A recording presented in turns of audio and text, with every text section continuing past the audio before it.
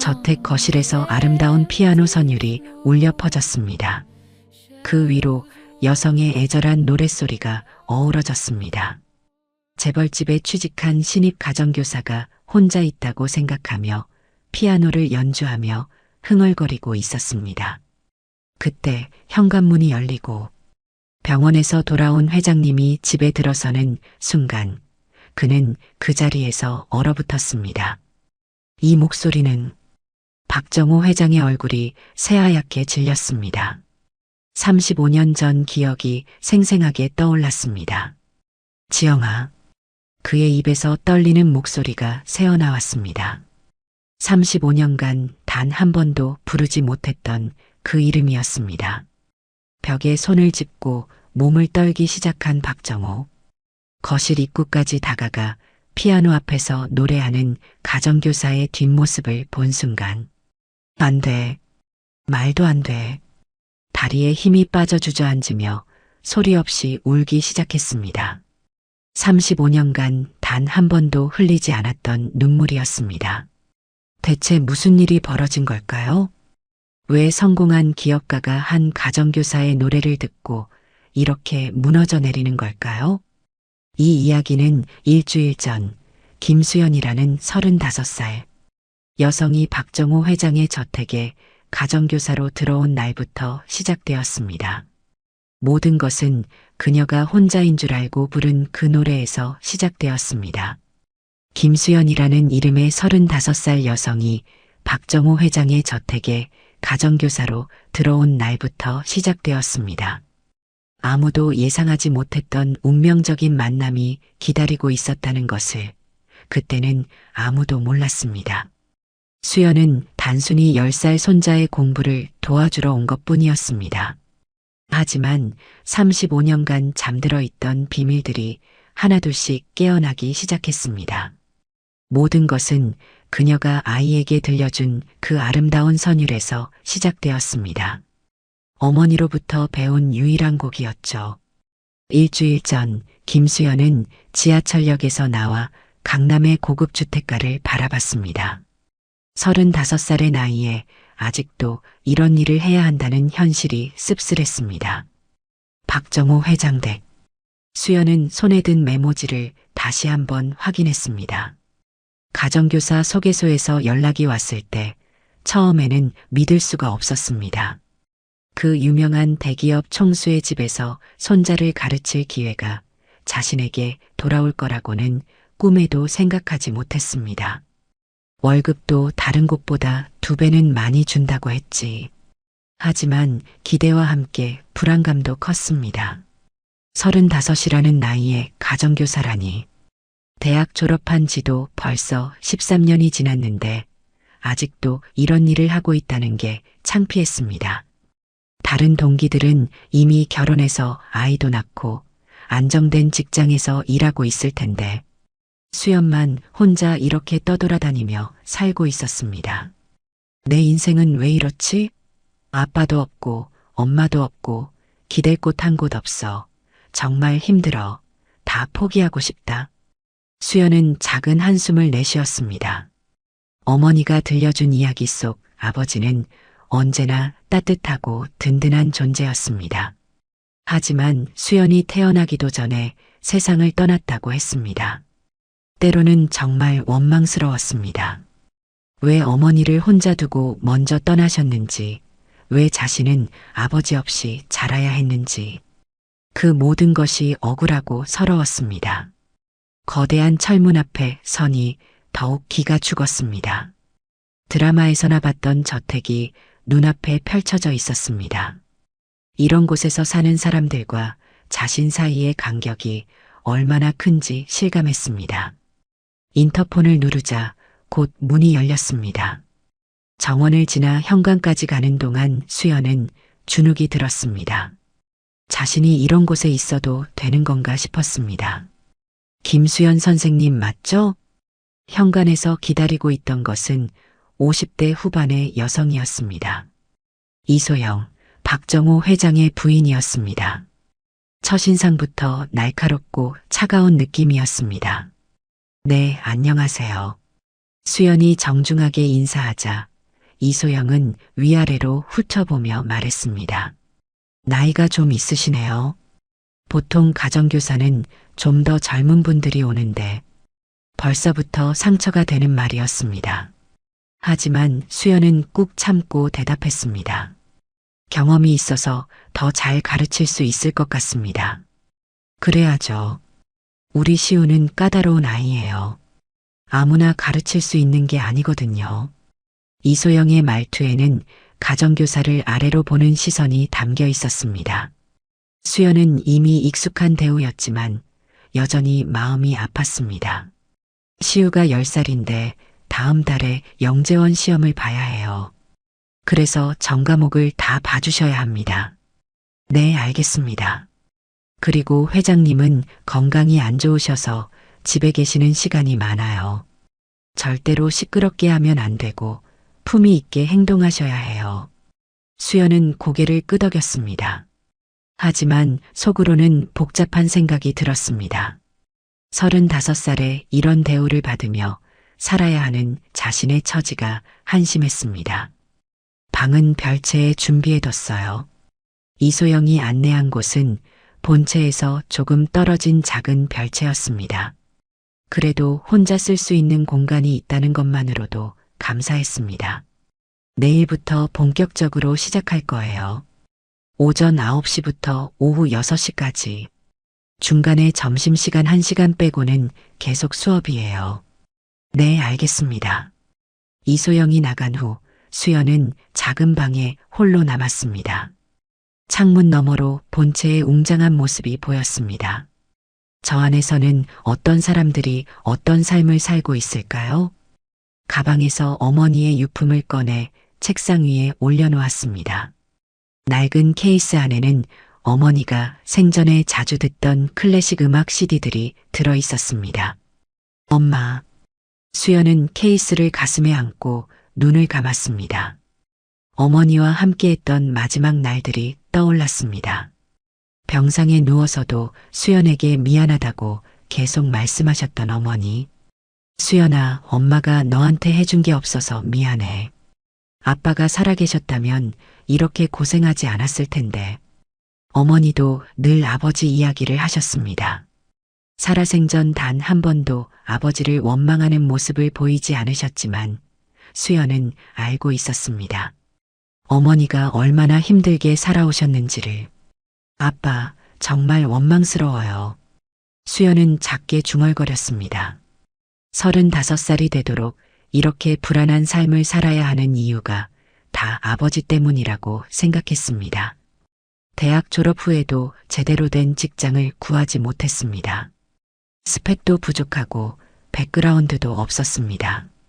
결국 이런저런 일을 전전하다가 가정교사까지 하게 된 것입니다. 주변에서는 결혼은 언제 하느냐고 물어봤지만 이런 상황에서 어떻게 결혼을 생각할 수 있을까요? 자신의 생활도 불안정한데 가정을 꾸릴 엄두가 나지 않았습니다. 이번 일은 잘해보자. 수연은 다짐하며 잠자리에 들었습니다.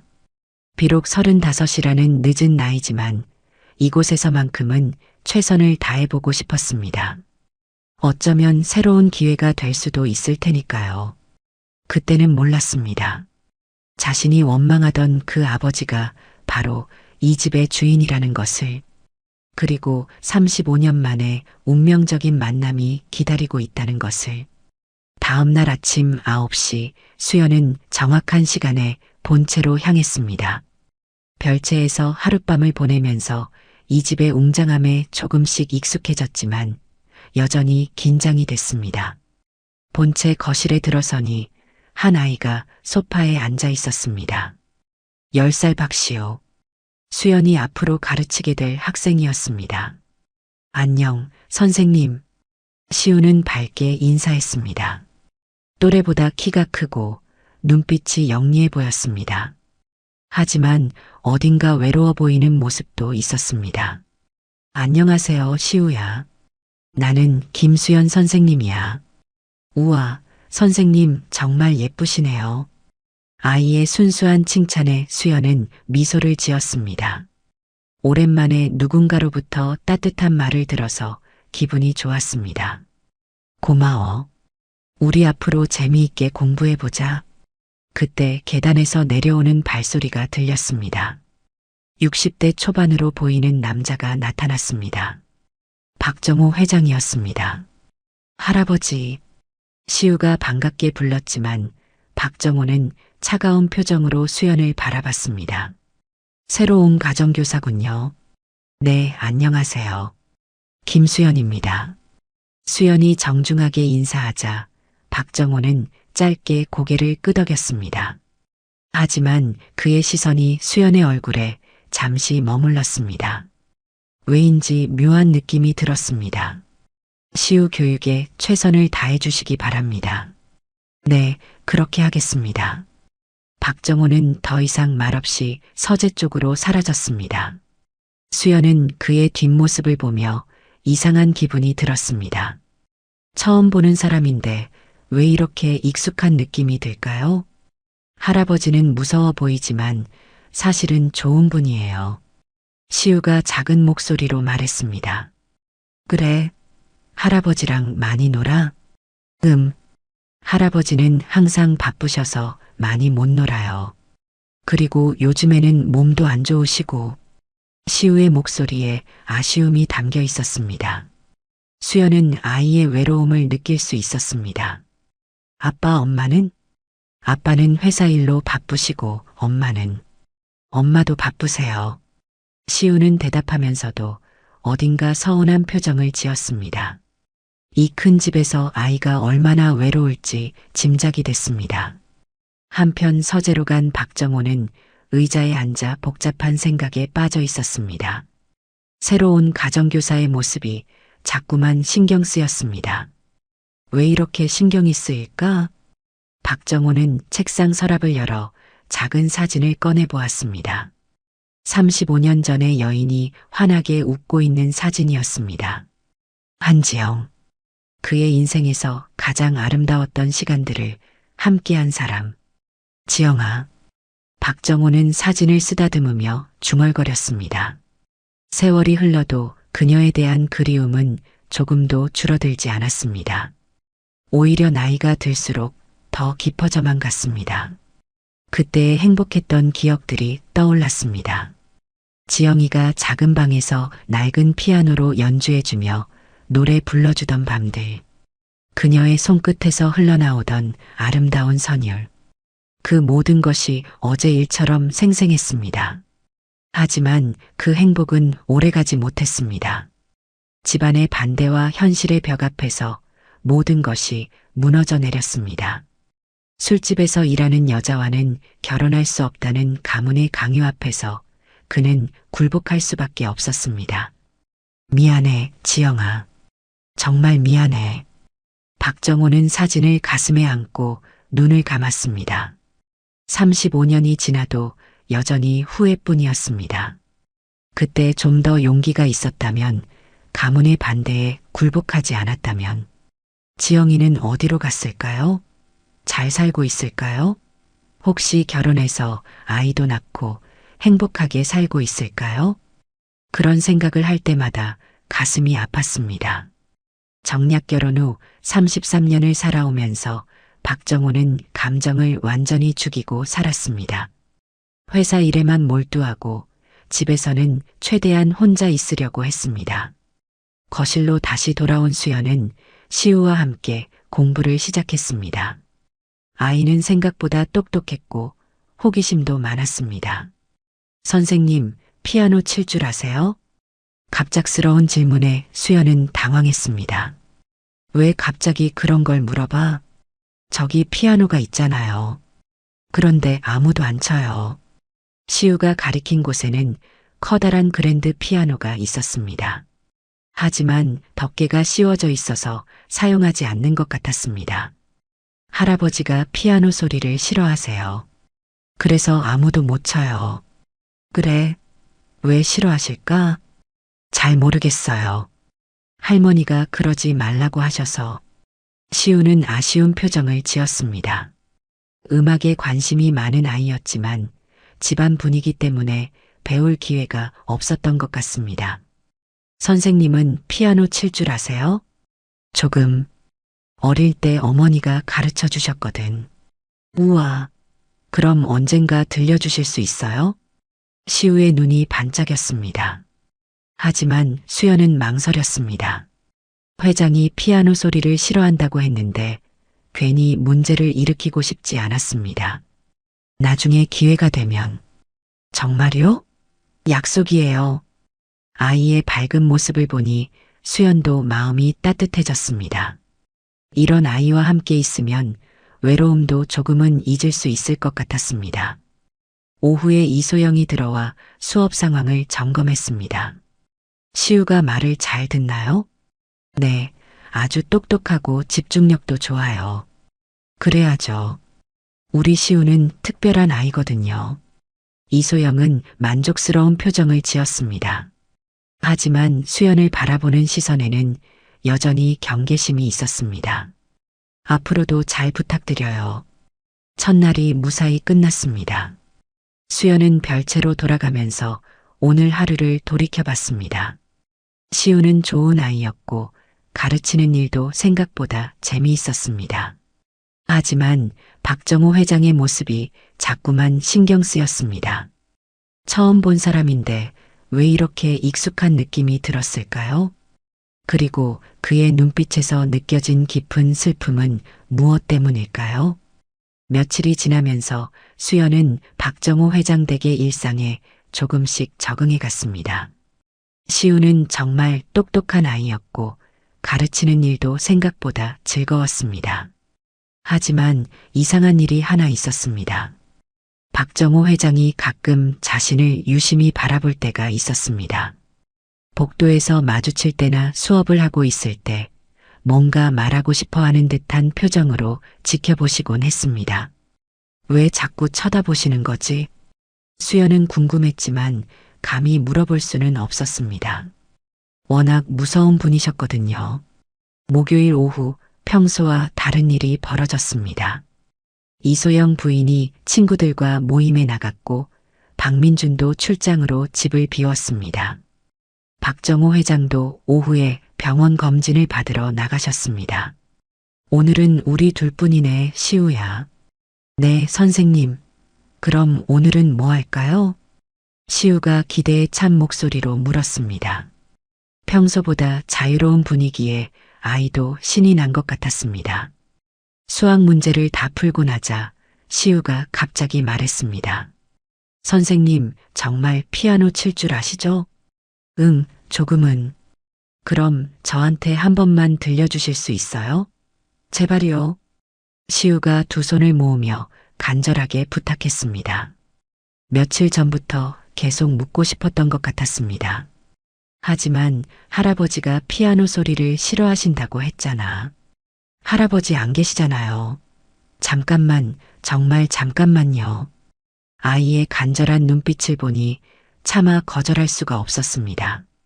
그리고 평소에 혼자 있는 시간이 많은 아이가 얼마나 외로웠을지 생각하니 마음이 아팠습니다.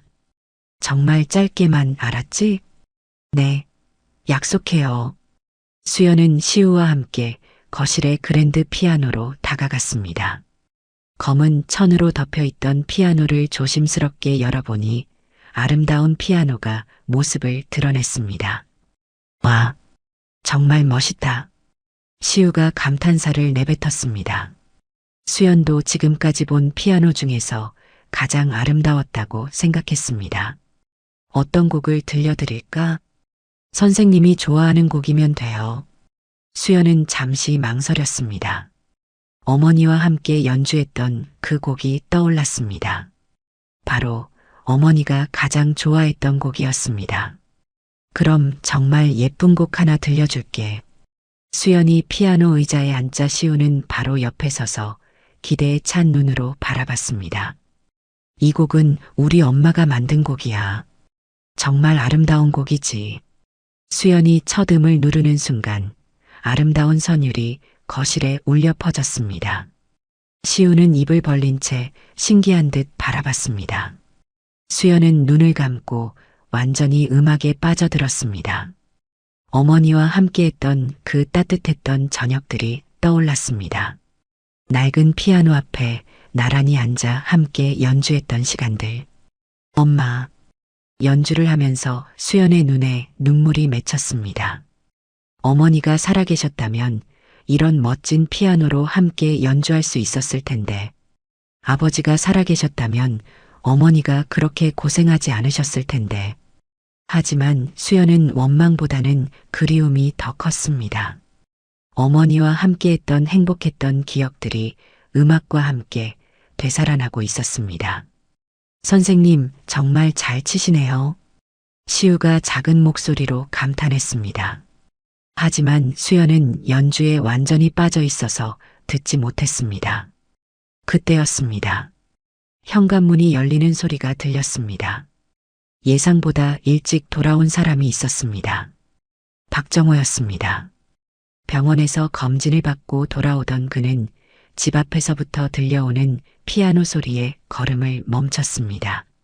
이 소리는 박정호는 황급히 집 안으로 들어왔습니다. 피아노 소리가 점점 더 선명하게 들렸습니다. 그런데 이상했습니다. 그 곡이 너무나 익숙했습니다. 이 곡은 말도 안 돼. 박정호의 발걸음이 점점 느려졌습니다. 35년 전 자신의 첫사랑, 지영이가 가장 좋아했던 곡이었습니다. 그녀가 매일 밤 들려주던 그 아름다운 선율. 거실 입구에 다다른 박정호는 그만 그 자리에 멈춰 섰습니다. 피아노 앞에 앉아 연주하고 있는 수연의 모습이 보였습니다. 그리고 그 옆에서 신기하게 바라보고 있는 시우. 저 선생님이. 박정호는 말문이 막혔습니다. 수연의 연주 실력이 예상했던 것보다 훨씬 뛰어났습니다. 마치 전문 연주자처럼 자연스럽고 감정이 담겨 있었습니다. 하지만 그것보다 더 충격적인 것은 다른 것이었습니다. 수연의 뒷모습이 이상하게 익숙했습니다.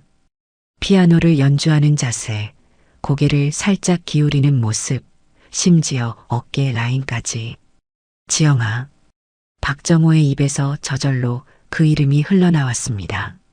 마치 시간이 거슬러 올라간 것 같았습니다.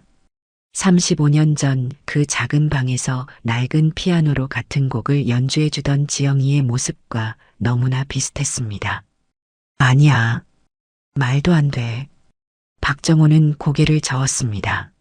하지만 가슴 깊은 곳에서 뭔가 뜨거운 것이 치밀어 올랐습니다. 35년간 억눌러왔던 감정들이 한꺼번에 폭발하려고 했습니다. 할아버지. 시우가 할아버지를 발견하고 반갑게 손을 흔들었습니다. 그 소리에 수연도 연주를 멈추고 뒤돌아봤습니다. 회장님. 수연은 깜짝 놀라 벌떡 일어섰습니다. 피아노 의자가 뒤로 밀려나며 소리를 냈습니다. 박정호는 벽에 손을 짚고 몸을 지탱했습니다. 갑자기 어지러워졌습니다. 이런 감정은 35년 만에 처음이었습니다. 죄송합니다. 정말 죄송합니다. 수연이 황급히 사과했지만 박정호는 대답할 수 없었습니다. 온몸이 떨렸습니다. 할아버지, 괜찮으세요? 시우가 걱정스럽게 다가왔습니다. 그 순간 박정호의 눈에서 눈물이 흘러내렸습니다. 35년간 단 한 번도 흘리지 않았던 눈물이었습니다. 이게 대체 무슨 일이야?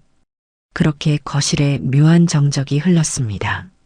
곧 운명을 바꿀 중요한 순간이 다가오고 있었습니다.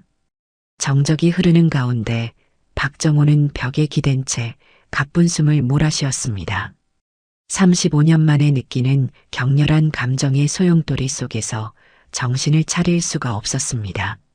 할아버지, 정말 괜찮으세요? 시우가 걱정스럽게 다가오자 박정호는 간신히 정신을 차렸습니다. 손자 앞에서 이런 모습을 보일 수는 없었습니다. 괜찮다. 시우야. 박정호는 떨리는 목소리로 대답했습니다. 하지만 시선은 계속 수연에게 머물러 있었습니다. 죄송합니다, 회장님.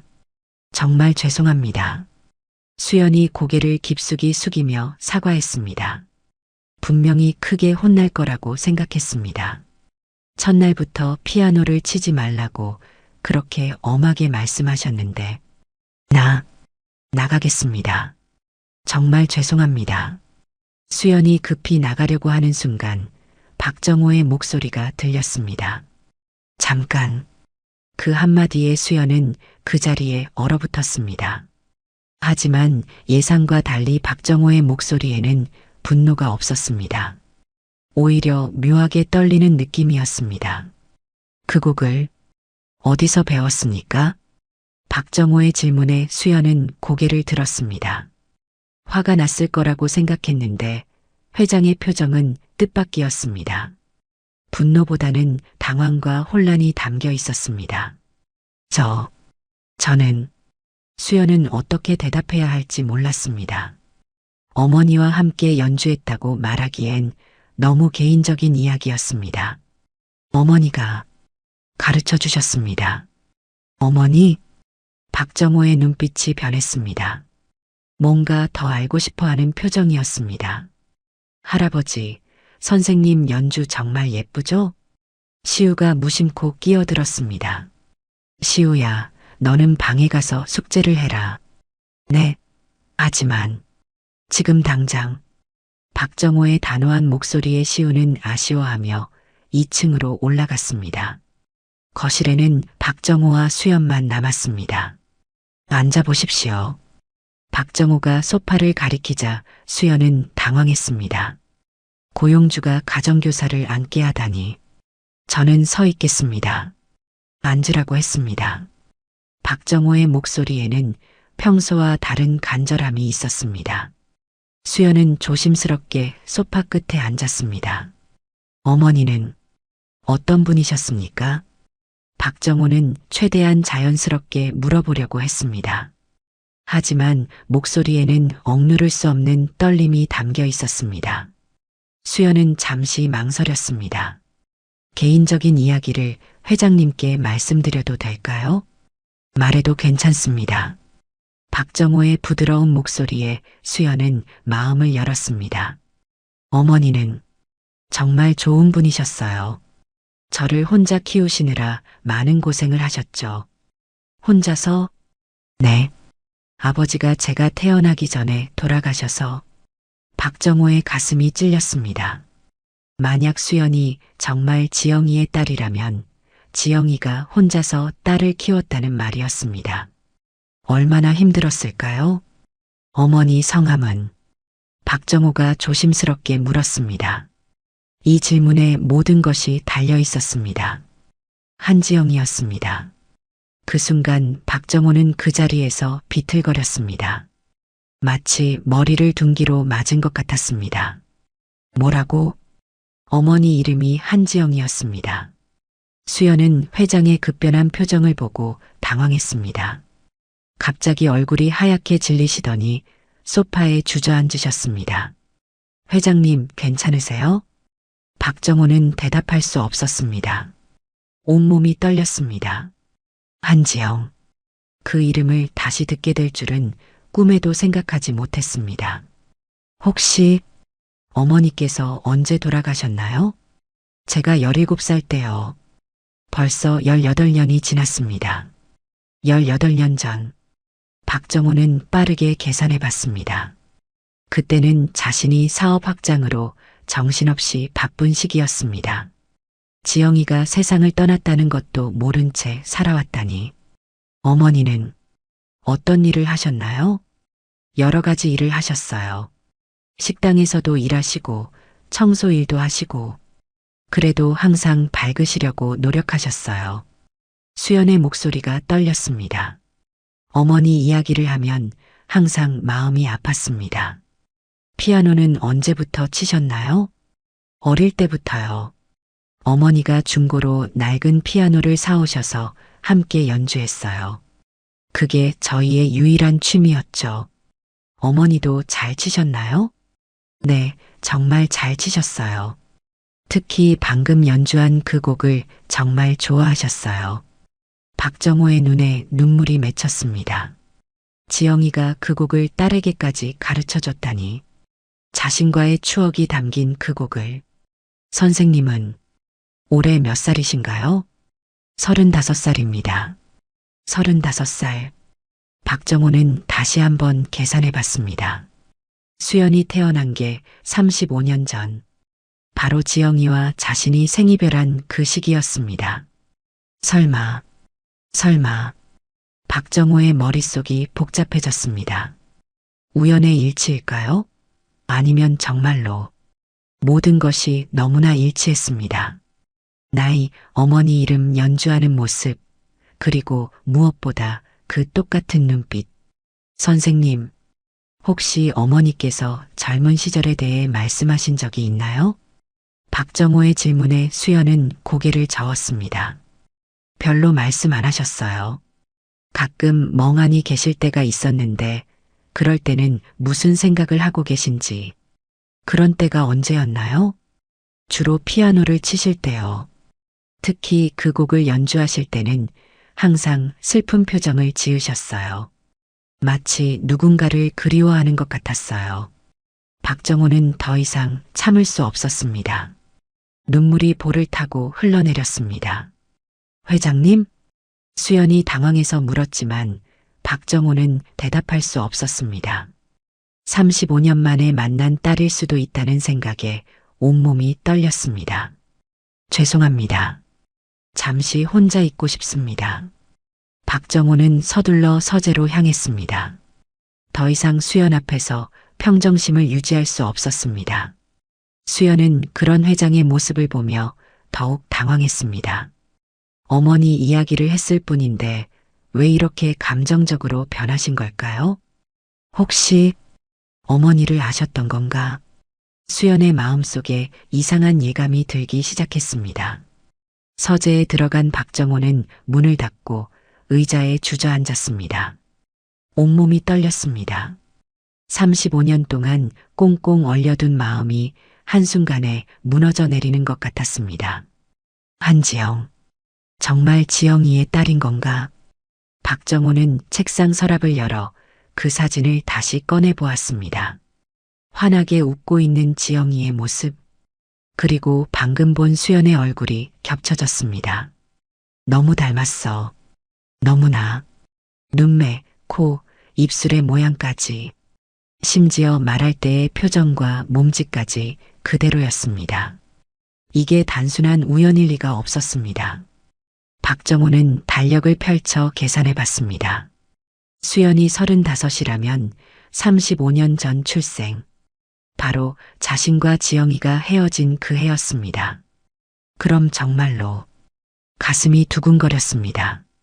만약 수연이 정말 자신의 딸이라면 35년 동안 찾지 못했던 딸이 이렇게 자신의 눈앞에 나타난 거라면 박정호는 그날 밤을 떠올렸습니다.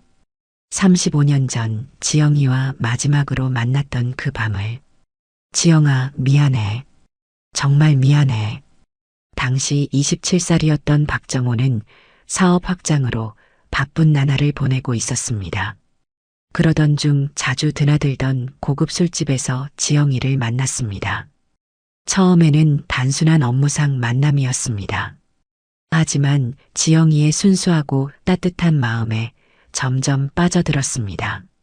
그녀가 피아노를 연주할 때의 아름다운 모습, 자신을 바라보는 맑은 눈빛. 사랑했어. 정말 사랑했어. 하지만 행복은 오래가지 못했습니다. 지영이가 임신했다는 소식을 들었을 때 박정호는 기뻤습니다. 하지만 가문에서는 달랐습니다.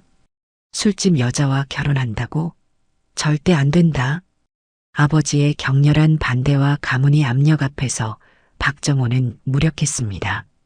이제 막 사업을 시작한 그에게는 가문의 지원이 절대적으로 필요했습니다. 지영아, 조금만 기다려줘. 내가 꼭 방법을 찾을게. 하지만 결국 방법을 찾지 못했습니다. 가문에서는 지영이를 멀리 보내버렸고 박정호는 그녀를 다시 찾을 수 없었습니다. 그 후 2년이 지나 집안에서 정해준 여자와 결혼했을 때도 박정호의 마음은 여전히 지영이에게 있었습니다.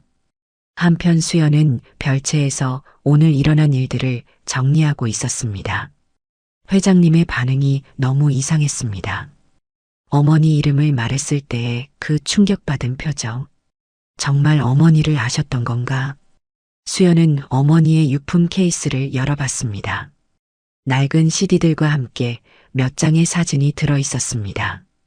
대부분 수연과 함께 찍은 사진들이었지만 한 장은 어머니 혼자 찍은 사진이었습니다. 젊은 시절의 어머니는 정말 아름다웠습니다.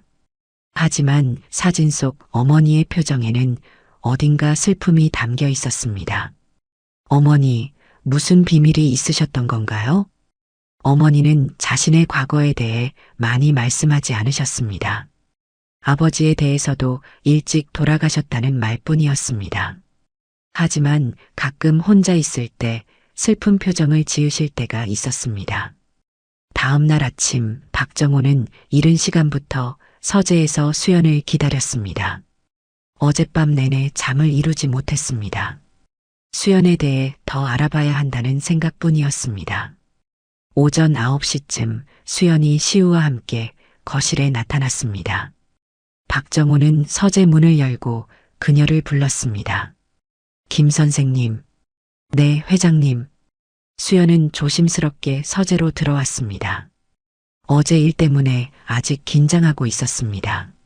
시우는 혼자 숙제하게 하고 잠시 이야기를 나누었으면 합니다. 네, 알겠습니다. 수연은 시우에게 혼자 숙제하라고 말한 후 서재로 돌아왔습니다. 앉으십시오. 박정호의 목소리에는 어제와 같은 따뜻함이 있었습니다. 수연은 조심스럽게 의자에 앉았습니다. 어제 이야기를 좀 더 듣고 싶어서요. 어제 이야기요? 어머니에 대한 이야기 말입니다. 박정호는 최대한 자연스럽게 물어보려고 했습니다. 하지만 목소리에는 억누를 수 없는 간절함이 담겨 있었습니다. 선생님은 대학은 어디를 나오셨나요? 서울에 있는 교육대학교를 나왔습니다. 교육대라면 훌륭하군요. 그런데 어떻게 가정교사 일을? 수연은 잠시 망설였습니다. 자신의 처지를 말씀드리기가 부끄러웠습니다. 사실은 형편이 어려워서 제대로 된 직장을 구하지 못했어요. 형편이 어렵다는 게 어머니가 돌아가신 후에 혼자 살아야 했거든요. 대학교 등록금도 장학금과 아르바이트로 겨우 마련했고요. 박정호의 가슴이 아팠습니다. 만약 수연이 정말 자신의 딸이라면 자신이 얼마나 큰 죄를 지은 건가요? 어머니는 어떻게 생계를 유지하셨나요? 여러 가지 일을 하셨어요. 식당 일, 청소 일, 가끔 술집에서도 일하셨어요. 술집에서? 박정호의 목소리가 떨렸습니다. 네, 어머니가 젊었을 때 일하셨던 곳이 있다고 하셨어요. 그래서 가끔, 혹시 그 술집 이름을? 잘 모르겠어요. 어머니가 자세히 말씀 안 하셨거든요. 박정호는 더 이상 질문을 계속할 수 없었습니다. 거의 확신에 가까워졌습니다. 수연은 분명히 자신과 지영이의 딸이었습니다. 선생님 혹시 출생신고서 같은 것을 보신 적이 있나요? 출생신고서요? 네, 아버지란에 뭐라고 적혀 있는지. 수연은 이상한 기분이 들었습니다. 왜 이런 질문을 하시는 걸까요? 잘 모르겠어요.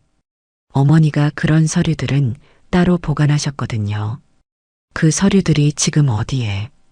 어머니 유품과 함께 제가 가지고 있어요. 박정호의 눈빛이 변했습니다.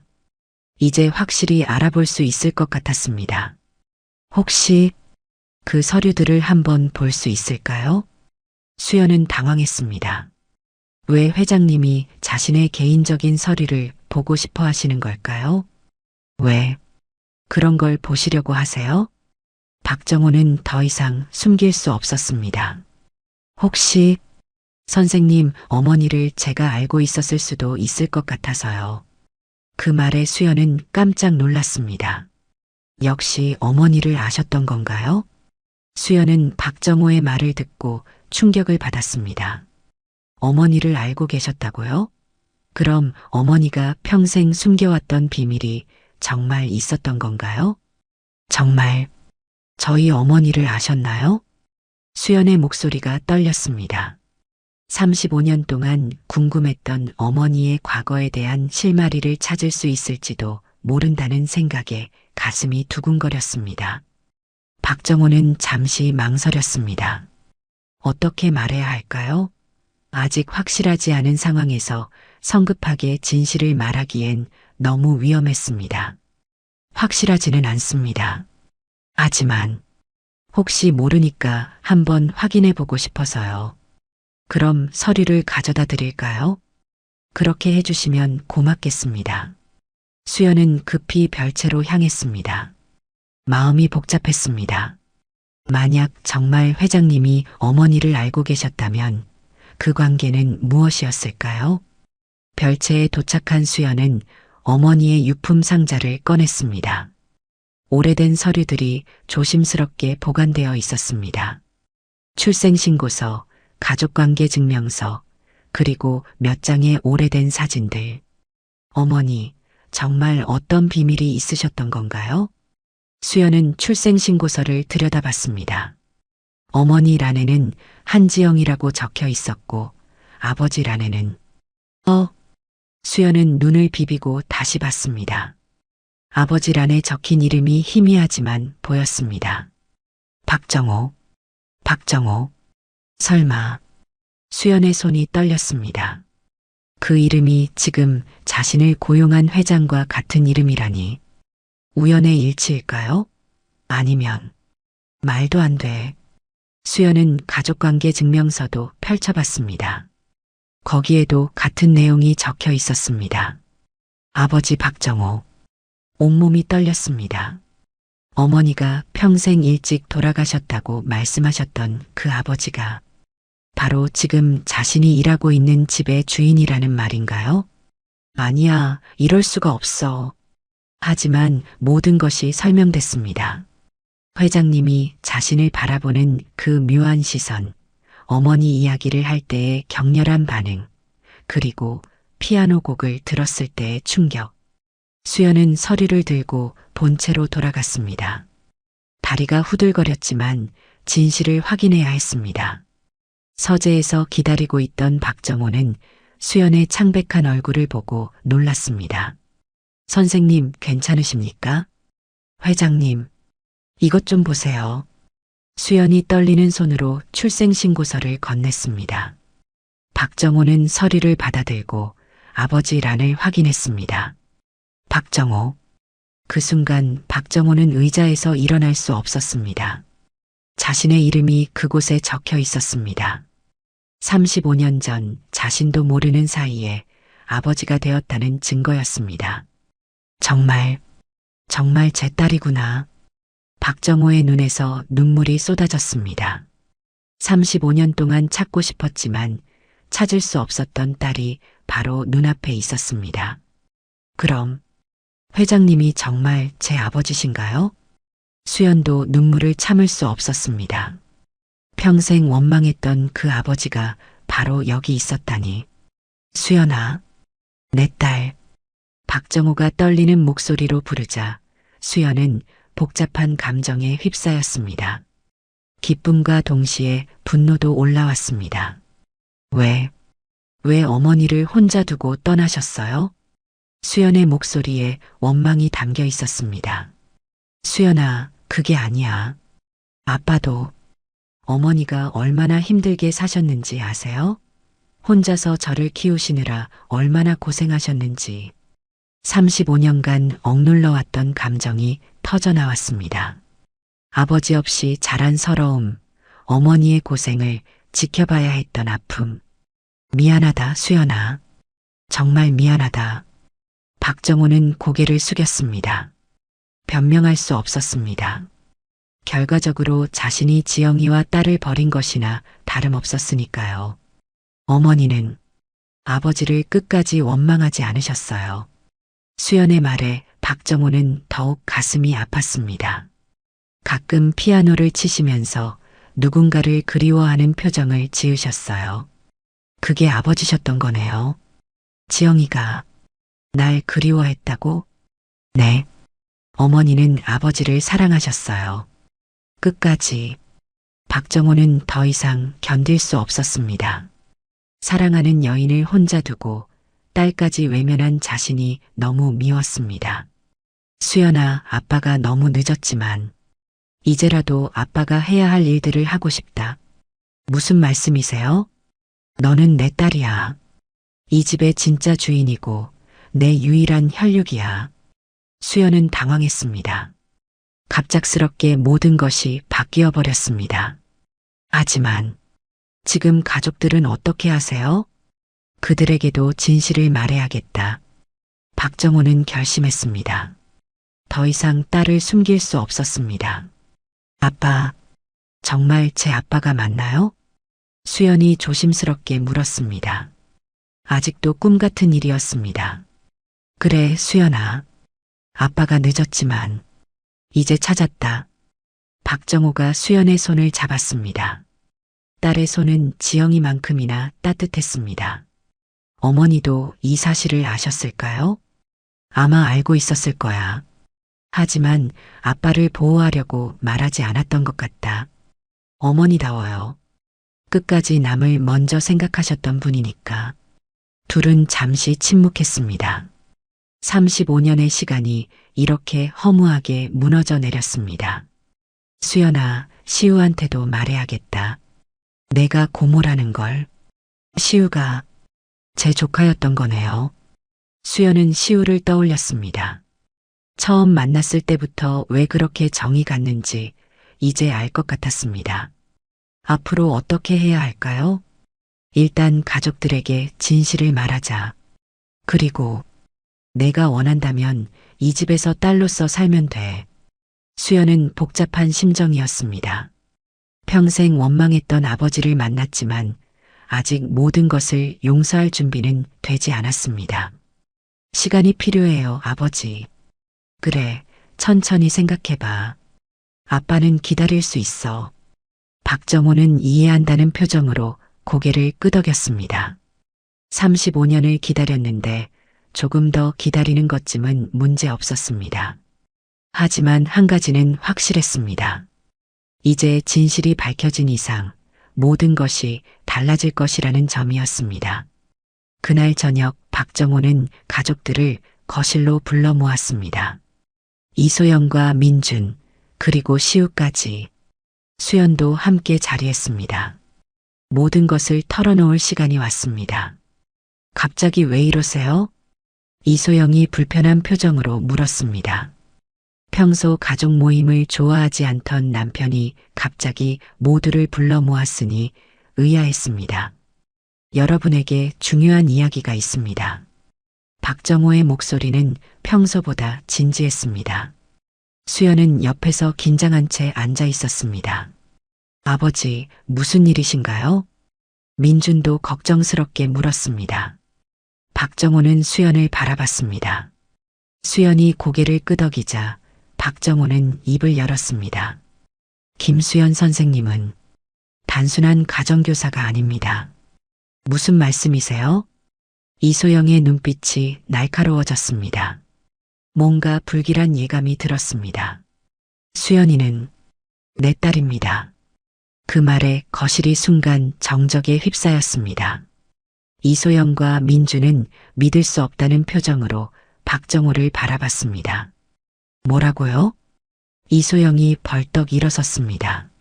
35년 전 내가 27살 때 만난 여인이 있었습니다. 한지영이라는 분이었는데 박정호는 천천히 과거 이야기를 풀어나갔습니다. 지영이와의 만남, 사랑, 그리고 가문이 반대로 인한 생이별까지. 말도 안 돼요. 이소영이 소리쳤습니다. 당신이 나와 결혼하기 전에 다른 여자와 아이까지 낳았다고요? 여보, 진정하세요. 진정하라고? 33년 동안 속고 살았는데 어떻게 진정해요? 이소영의 목소리가 점점 높아졌습니다. 시우는 무슨 일인지 몰라서 두려운 표정으로 어른들을 바라봤습니다. 엄마, 진정하세요. 민준이 어머니를 말렸지만 이소영은 분노를 참을 수 없었습니다. 그럼 이 여자가 정말 당신 딸이라는 거예요? 증거도 있습니다. 박정호가 출생신고서를 보여주자 이소영은 더욱 충격을 받았습니다. 그럼 민준이보다 나이가 많다는 거네요? 네, 수연이가 2살 위입니다. 민준은 말없이 수연을 바라봤습니다. 갑자기 누나가 생겼다는 사실에 당황했습니다. 할아버지, 그럼 선생님이 제 고모예요? 시우가 순진하게 물었습니다.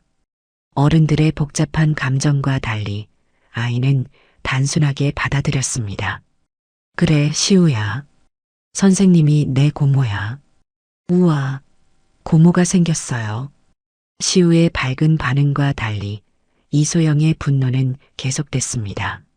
지금까지 우리를 속이고 살았다는 거네요? 이 집의 진짜 상속자는 따로 있었다는 거고요? 여보, 그런 게 아닙니다. 그럼 뭐예요? 이 여자가 당신 딸이라면 재산 상속은 어떻게 되는 거예요? 이소영의 현실적인 걱정이 드러났습니다. 갑자기 나타난 큰딸 때문에 자신과 아들의 지위가 흔들릴까봐 두려웠습니다. 재산 같은 건 중요하지 않아요. 수연이 조용히 말했습니다. 저는 단지 아버지를 찾고 싶었을 뿐이에요. 아버지라고? 이소영이 비웃었습니다. 지금까지 어디서 뭐하고 살다가 이제 와서 아버지를 찾는다고요? 여보, 박정호가 목소리를 높였습니다. 수연이를 탓할 일이 아닙니다. 잘못은 모두 내가 한 것이에요. 당신도 피해자라는 거예요? 젊은 시절 바람 피운 건 어떻게 설명할 거예요? 바람이 아니었습니다. 진심으로 사랑했던 사람이에요.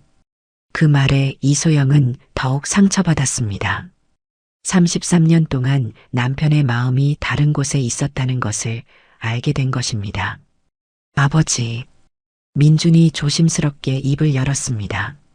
갑작스러운 일이라 혼란스럽지만 누나가 맞다면 받아들여야죠. 민준아. 수연이 고마운 듯 민준을 바라봤습니다. 사실 처음 뵀을 때부터 뭔가 친근한 느낌이 들었어요. 이제 그 이유를 알겠네요. 민준의 따뜻한 반응에 박정호는 안도했습니다. 적어도 아들은 이해해주는 것 같았습니다. 고모, 이제 우리 집에서 계속 살 거예요? 시우가 기대에 찬 목소리로 물었습니다. 그건 아직 모르겠어. 수연은 망설였습니다. 아직 모든 것을 받아들일 준비가 되지 않았습니다. 수연아, 천천히 생각해봐. 하지만 이 집은 내 집이기도 해. 박정호의 말에 이소영이 다시 발끈했습니다. 그럼 우리는 어떻게 되는 거예요?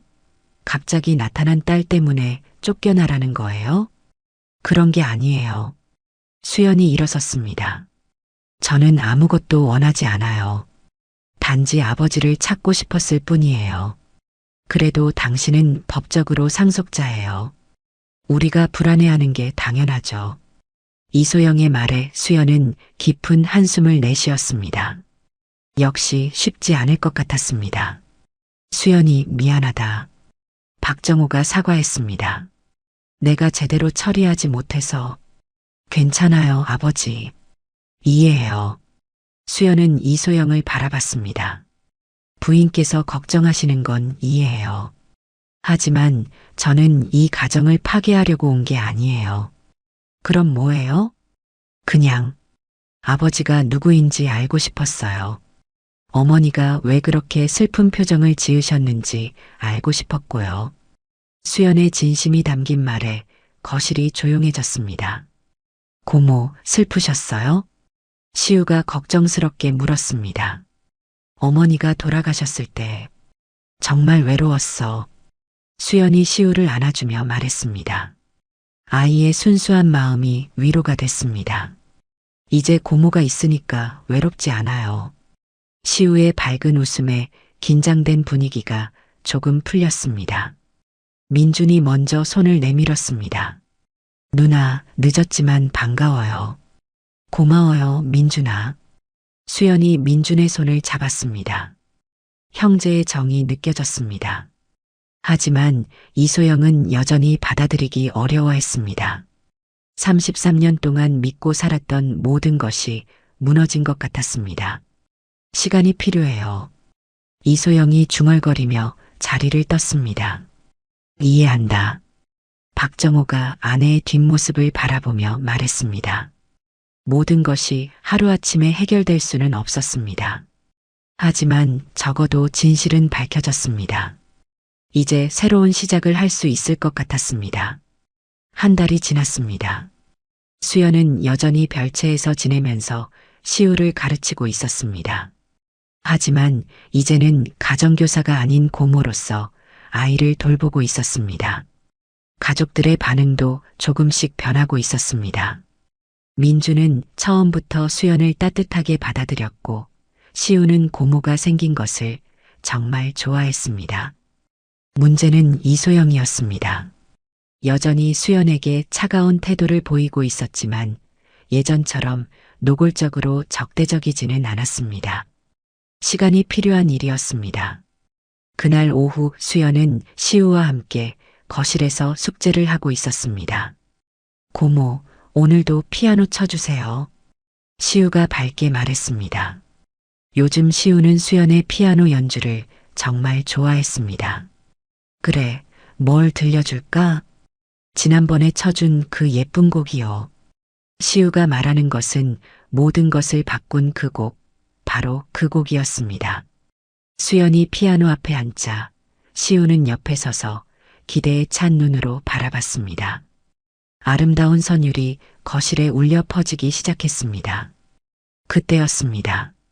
박정호가 서재에서 나와 거실로 들어왔습니다. 이제는 더 이상 놀라지 않았습니다. 오히려 딸의 연주를 듣는 것이 행복했습니다. 할아버지, 시우가 할아버지를 발견하고 반갑게 인사했습니다. 시우야, 고모 연주 어때? 정말 좋아요. 할아버지도 그렇죠? 박정호는 미소를 지으며 수연을 바라봤습니다. 지영이를 닮은 딸이 같은 곡을 연주하는 모습이 신기했습니다. 연주가 끝나자 박정호가 박수를 쳤습니다. 정말 잘한다, 수연아. 감사해요, 아버지. 수연도 이제는 자연스럽게 아버지라고 부를 수 있었습니다. 할아버지, 고모가 저한테 피아노 가르쳐 주신대요. 시우가 신나게 말했습니다. 그래, 시우도 배우고 싶구나. 네, 고모처럼 잘 치고 싶어요. 박정호는 뭔가 깨달았습니다. 지영이에서 수연으로, 그리고 이제 시우로 이어지는 음악의 유전자. 3대에 걸쳐 이어지는 아름다운 연결고리였습니다. 시우야, 그럼 할아버지가 좋은 피아노 선생님을 구해줄까? 아니에요. 고모가 가르쳐 주시면 돼요. 시우의 대답에 수연은 미소를 지었습니다. 그럼 고모가 시우에게 피아노를 가르쳐 줄게. 정말요? 와. 시우가 기뻐 뛰어오르는 순간 이소영이 거실로 들어왔습니다.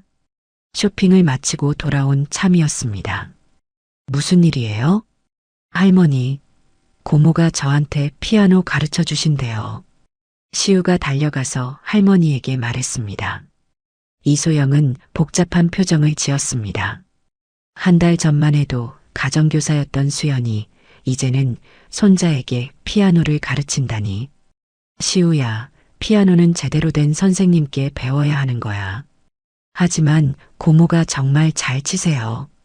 시우가 아쉬워하자 수연이 나섰습니다. 부인 말씀이 맞아요, 시우야. 고모는 전문가가 아니니까. 아니에요. 박정호가 끼어들었습니다. 수연이는 충분히 실력이 있어. 그리고 무엇보다 시우를 사랑하잖아. 이소영은 남편의 말에 할 말이 없었습니다.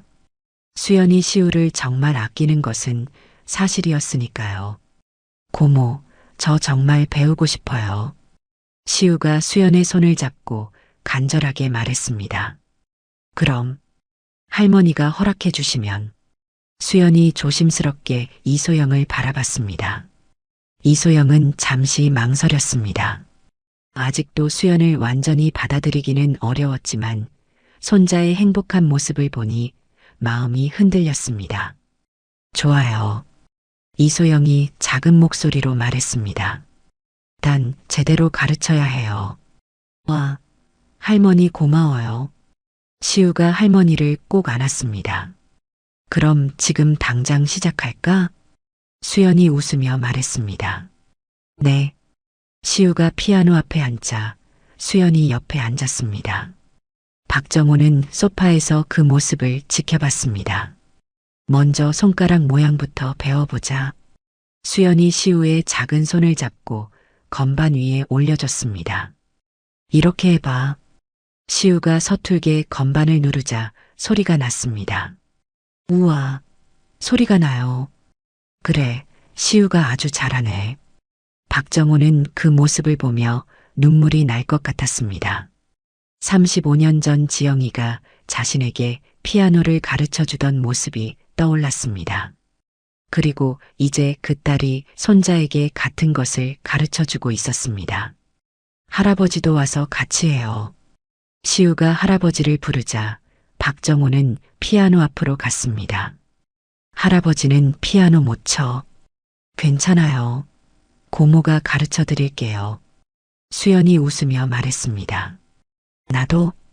네, 아버지도 배우세요. 박정호는 딸의 제안에 마음이 따뜻해졌습니다. 지영이가 가르쳐 주려고 했지만 당시에는 사업 때문에 배우지 못했던 피아노를. 그럼 한번 해볼까? 박정호가 피아노 앞에 앉자 수연이 옆에서 손가락 위치를 가르쳐 줬습니다.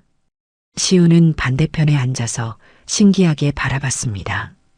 이렇게 하시면 돼요. 수연의 따뜻한 지도에 박정호는 조심스럽게 건반을 눌렀습니다. 어설프지만 소리가 났습니다. 할아버지도 잘하시네요. 시우가 박수를 쳤습니다. 이소영은 멀리서 그 모습을 지켜봤습니다. 남편과 손자 그리고 수연이 함께 피아노를 치는 모습이 묘하게 따뜻해 보였습니다. 여보도 같이 하세요. 박정호가 아내를 불렀습니다. 저는 피아노 못해요. 괜찮아요. 함께 해봐요. 수연이 이소영에게도 손을 내밀었습니다. 이소영은 잠시 망설였습니다. 하지만 가족들의 따뜻한 시선에 마음이 누그러졌습니다. 정말 못해요. 이소영이 조심스럽게 다가와 피아노 옆에 섰습니다. 괜찮아요. 우리 다 함께 해봐요. 수연이 간단한 멜로디를 연주하기 시작했습니다. 박정호와 시우도 따라하려고 노력했습니다. 서툴지만 음악이 만들어졌습니다. 우리 가족 연주네요. 시우가 기뻐했습니다. 그 순간 이소영도 미소를 지었습니다. 처음으로 수연을 진정한 가족으로 받아들이는 순간이었습니다. 연주가 끝나자 모든 이가 박수를 쳤습니다. 정말 아름다웠어요. 민준이 언제 왔는지 거실 입구에서 박수를 치고 있었습니다. 아빠. 시우가 아빠에게 달려갔습니다. 우리 모두 피아노 쳤어요. 그래. 아빠도 들었어. 정말 예뻤어. 민준이 수연을 바라보며 말했습니다. 누나 덕분에 우리 집에 음악이 돌아왔네요. 수연은 가슴이 따뜻해졌습니다.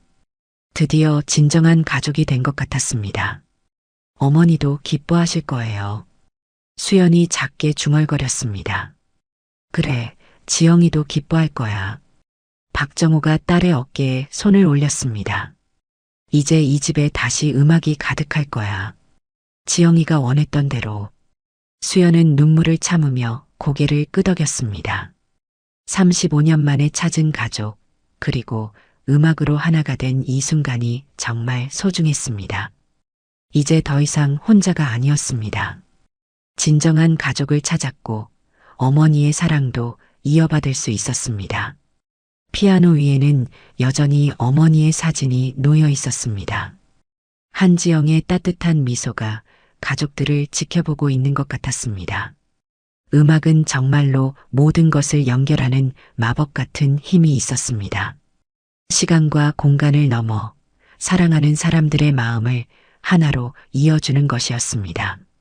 번외편 35년 전의 사랑 이야기. 27살의 박정호는 그때까지 사랑이 무엇인지 몰랐습니다. 아버지가 물려준 작은 회사를 키우느라 밤낮 없이 일만 했습니다. 대학 졸업 후 5년 동안 오직 사업 확장만이 그의 전부였습니다. 정호야, 너도 이제 좀 쉬어라. 맨날 일만 하면 몸이 망가진다. 대학 선배이자 사업 파트너였던 김 전무가 걱정스럽게 말했습니다. 괜찮습니다, 형. 지금이 중요한 시기거든요. 그래도 가끔은 숨 좀 쉬어야지. 오늘 저녁에 거래처 분들과 약속이 있는데 같이 가자. 박정호는 처음엔 거절하려 했지만 중요한 계약건이 걸린 만남이라는 말에 마지못해 따라가기로 했습니다. 강남의 한 고급 술집이었습니다. 로즈가든이라는 간판이 걸린 곳이었죠.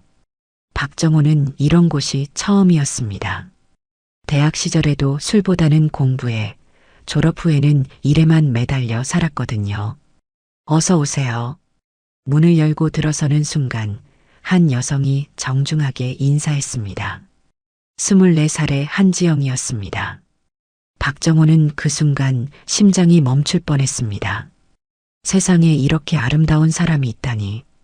긴 머리를 단정하게 뒤로 넘긴 모습, 맑고 깊은 눈동자, 그리고 미소를 지을 때 살짝 드러나는 보조개까지. 안녕하세요. 지영이 다시 인사하자 박정호는 얼떨결에 고개를 끄덕였습니다. 평소 누구에게나 당당했던 그가 처음으로 어색함을 느꼈습니다. 정호야, 왜 그래? 인사해. 김 전무가 옆구리를 찔렀지만 박정호는 여전히 말을 못하고 있었습니다. 지영은 그런 박정호를 보며 작게 웃었습니다. 보통 이곳에 오는 남자들과는 뭔가 달랐습니다. 진부한 농담이나 과한 친근함 대신 순수한 당황스러움이 느껴졌습니다. 이쪽으로 안내해 드릴게요. 지영이 앞서 걸으며 룸으로 안내했습니다. 박정호는 그녀의 뒷모습을 보며 따라갔습니다. 우아하면서도 자연스러운 걸음걸이가 인상적이었습니다. 룸에서 비즈니스 이야기가 오갔지만 박정호의 주의는 온통 지영에게 가 있었습니다. 그녀가 술을 따를 때마다, 안주를 정리할 때마다 자연스럽게 시선이 따라갔습니다. 박 대표님, 술 안 드세요? 거래처 사장이 물었습니다. 아, 네. 죄송합니다. 박정호는 황급히 잔을 들었지만 사실 술맛은 전혀 느껴지지 않았습니다. 2시간 정도 지났을 때 지영이 작은 피아노가 있는 코너로 갔습니다. 오늘 기분 좋은 일이 있으셨나요? 축하곡을 한 곡 연주해 드릴게요. 그녀가 피아노 앞에 앉자 룸 안이 조용해졌습니다. 그리고 자신의 자작곡이 흘러나오기 시작했습니다. 박정호는 완전히 넋을 잃었습니다.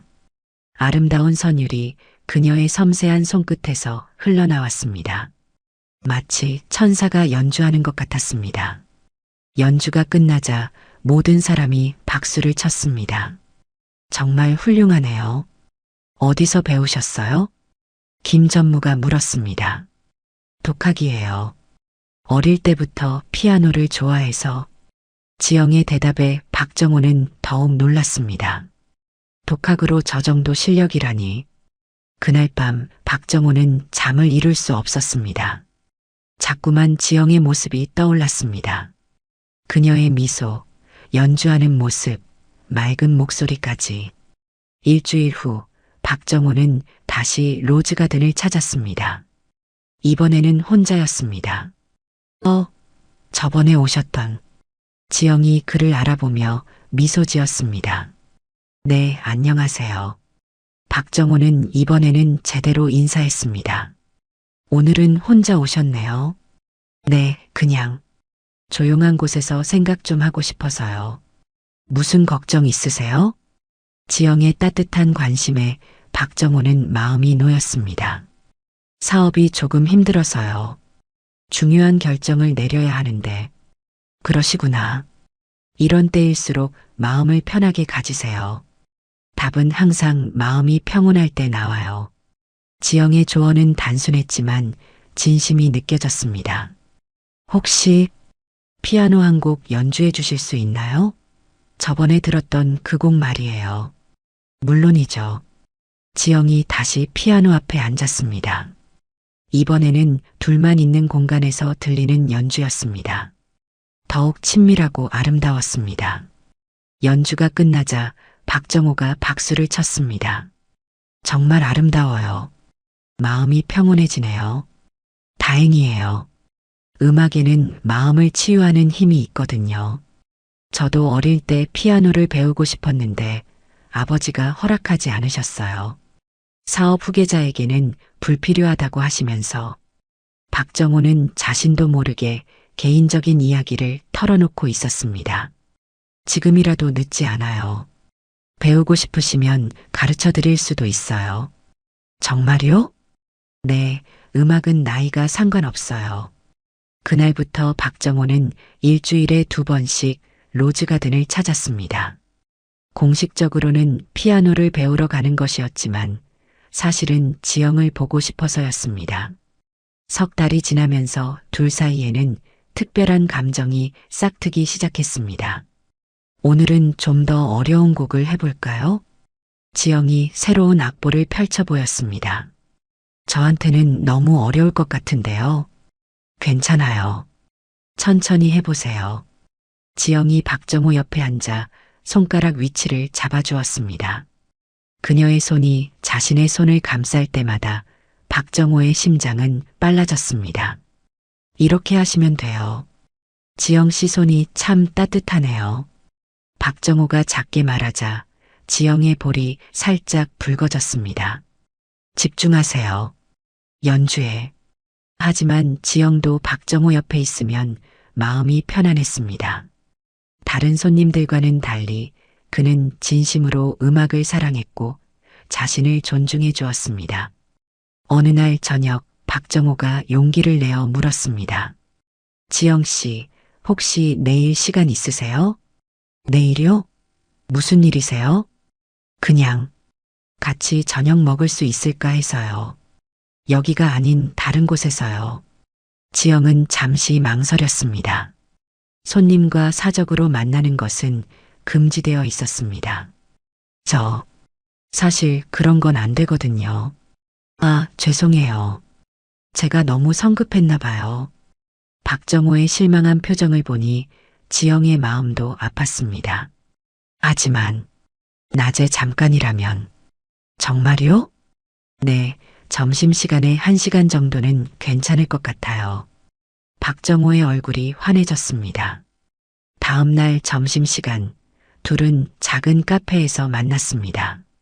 로즈가든이 아닌 곳에서 만나니 더욱 떨렸습니다. 여기 커피 맛있네요. 제가 가끔 오는 곳이에요. 조용해서 좋아해요. 지영 씨는 평소에 뭘 하며 시간을 보내세요? 주로 피아노 연습이나 독서를 해요. 별거 없어요. 가족은 어떻게 되세요? 지영의 표정이 잠시 어두워졌습니다. 부모님은 제가 어렸을 때 돌아가셨어요. 그래서 혼자 살고 있어요. 죄송해요. 괜한 질문을. 괜찮아요. 이제 익숙해졌어요. 박정호는 지영의 손을 조심스럽게 잡았습니다. 혼자 많이 힘드셨겠어요. 처음에는 힘들었죠. 하지만 음악이 있어서 견딜 수 있었어요. 저도 음악 덕분에 지영 씨를 만날 수 있었네요. 두 사람의 손이 맞잡힌 채로 따뜻한 침묵이 흘렀습니다. 그 후로 둘의 만남은 잦아졌습니다. 박정호는 공식적으로는 피아노 레슨을 받는 것이었지만 실제로는 지영과 함께 있는 시간이 하루 중 가장 행복한 순간이었습니다. 크리스마스 이브였습니다. 로즈가든도 이날만큼은 일찍 문을 닫았습니다. 지영 씨, 오늘 저와 함께 크리스마스를 보낼 수 있을까요? 여기서요? 아니요. 특별한 곳으로 가고 싶어요. 박정호는 지영을 데리고 한강공원으로 갔습니다. 겨울밤이었지만 크리스마스 불빛들이 반짝이고 있었습니다. 춥지 않으세요? 박정호가 자신의 코트를 벗어 지영의 어깨에 걸쳐 주었습니다. 고마워요. 둘은 벤치에 앉아 한강을 바라봤습니다. 지영 씨, 네, 저 고백할 게 있어요. 지영의 심장이 빨라졌습니다. 처음에는 정말 피아노를 배우고 싶어서 갔어요. 하지만 지금은 박정호가 지영을 바라봤습니다. 지금은 지영 씨를 보고 싶어서 가는 거예요. 지영 씨가 없으면 하루도 버틸 수 없을 것 같아요. 정호 씨, 저를 어떻게 생각하세요? 지영은 잠시 망설였습니다. 솔직히 말하면 자신도 박정호를 기다리고 있었습니다. 그가 오지 않는 날에는 하루 종일 마음이 허전했습니다. 저도 정호 씨를 좋아해요. 박정호는 조심스럽게 지영의 손을 잡았습니다. 그럼 우리 사귀는 거예요? 네. 지영이 고개를 끄덕이자 박정호는 그녀를 조심스럽게 안아주었습니다. 그날 밤부터 둘의 진짜 사랑이 시작되었습니다. 박정호는 지영을 위해 작은 원룸을 마련해 주었습니다. 로즈가든 근처의 깔끔한 곳이었습니다. 이렇게까지 하실 필요 없어요. 지영 씨가 좀 더 편하게 지냈으면 해서요. 그리고 박정호는 구석에 놓인 피아노를 가리켰습니다. 정말요?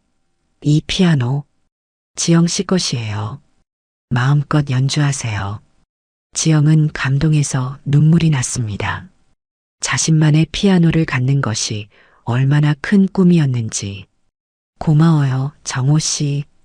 이제 여기서 제대로 된 피아노 레슨을 받을 수 있겠네요.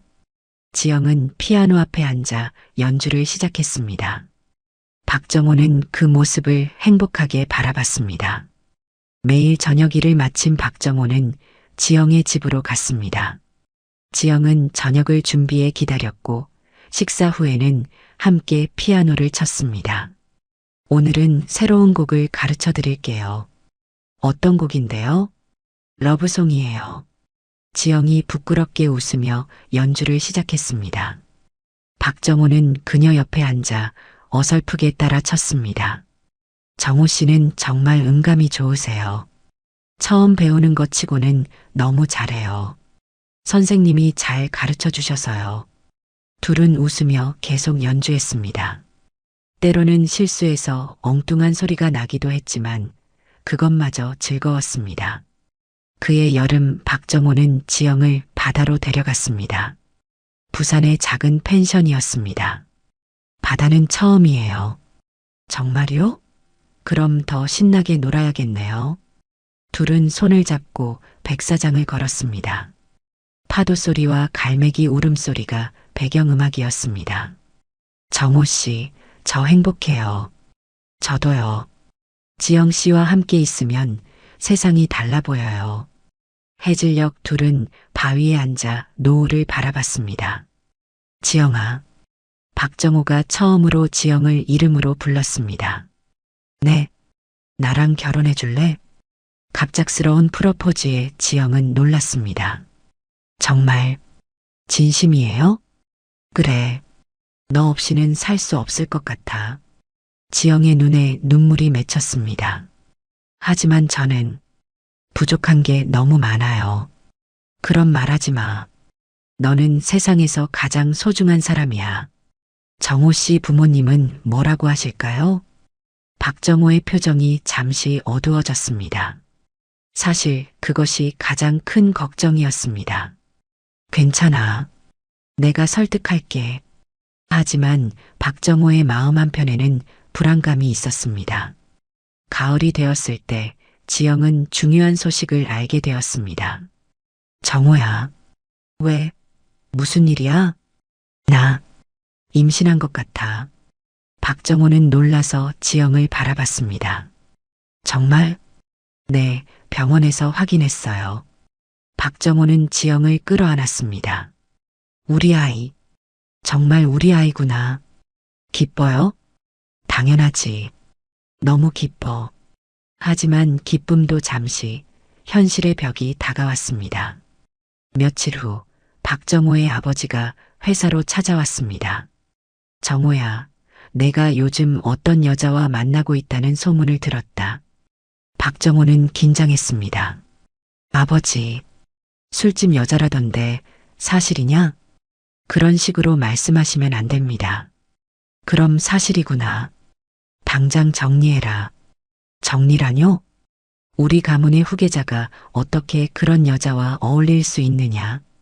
지영이는 그런 사람이 아닙니다. 박정호가 소리쳤지만 아버지는 단호했습니다. 다음 주에 좋은 집 딸과 맞선을 보기로 했다. 저는 지영이와 결혼할 겁니다. 아이까지 있다는 소문도 들었다. 그것부터 처리해라. 박정호는 아버지의 냉정한 말에 충격을 받았습니다. 아버지, 그런 말씀은 하지 마세요. 정호야, 현실을 봐라. 내가 그 여자와 결혼하면 회사는 어떻게 되느냐? 우리 가문이 체면은?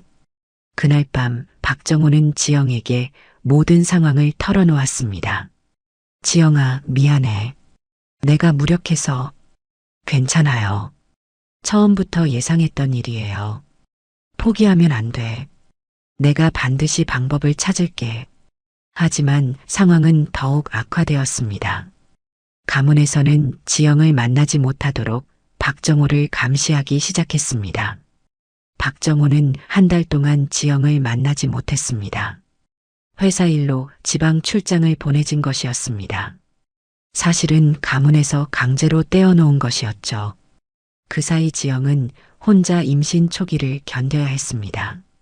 입덧도 심했고 불안감도 컸습니다. 박정호가 돌아온 것은 12월 중순이었습니다. 급히 지영의 집으로 달려갔지만 이미 비어 있었습니다. 지영아, 지영아. 아무도 대답하지 않았습니다. 이웃에게 물어보니 일주일 전에 이사를 갔다고 했습니다. 박정호는 미친 듯이 지영을 찾아다녔습니다. 로즈가든에도 가봤지만 이미 그만뒀다고 했습니다. 제발, 지영아. 하지만 지영은 마치 연기처럼 사라져버렸습니다.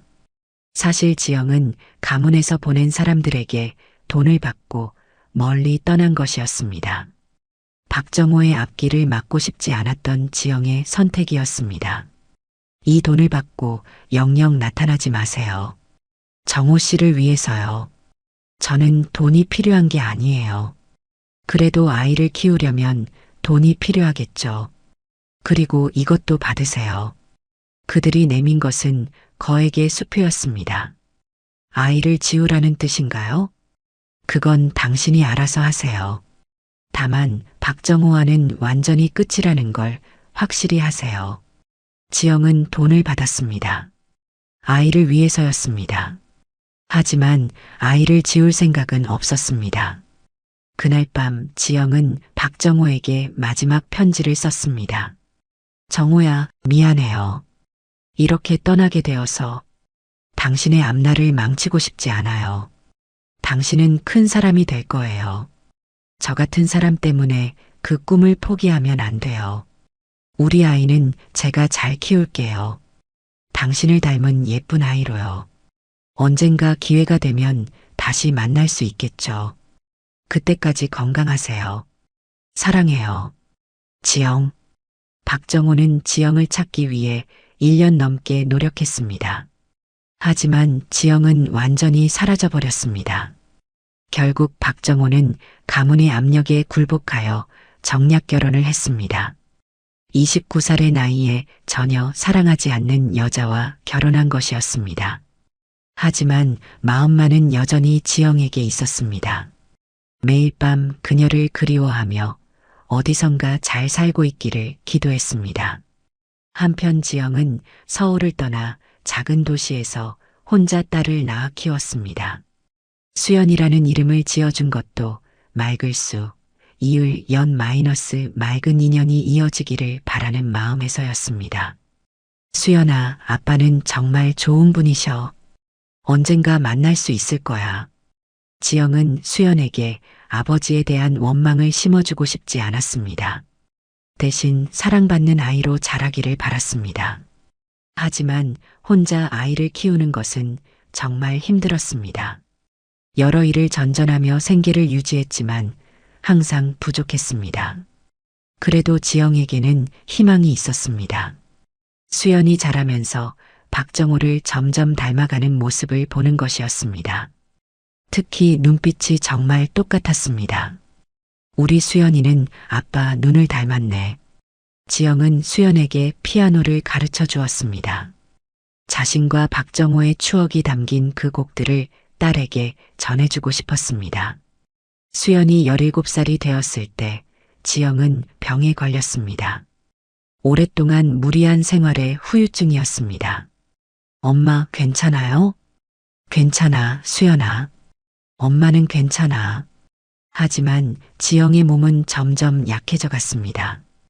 병원에서 시한부 선고를 받았을 때 지영은 수연에게 진실을 말할까 고민했습니다. 하지만 결국 말하지 않았습니다.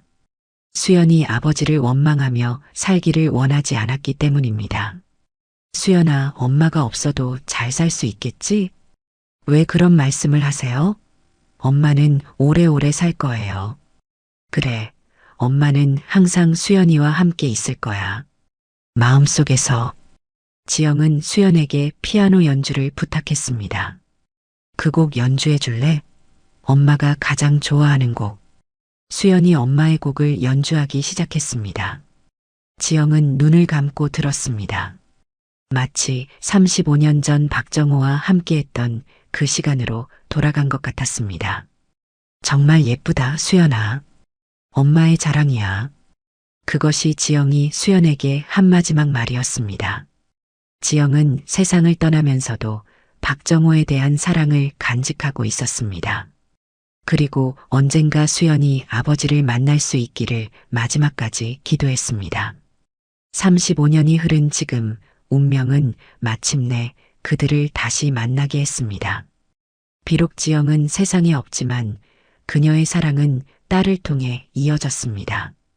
박정호가 수연의 피아노 연주를 들었을 때 그것은 단순히 비슷한 소리가 아니었습니다. 지영의 사랑과 그리움이 그대로 전해진 것이었습니다. 사랑은 시간과 공간을 뛰어넘어 이어집니다. 박정호와 지영의 사랑은 비록 함께할 수 없었지만 그들의 딸을 통해 영원히 계속될 것입니다. 그리고 이제야 박정호는 깨달았습니다. 진정한 사랑이란 함께 있는 시간의 길이가 아니라 서로를 향한 마음의 깊이라는 것을. 지영이 남긴 가장 소중한 선물, 수연을 통해 그들의 사랑 이야기는 새로운 장을 열어가고 있습니다.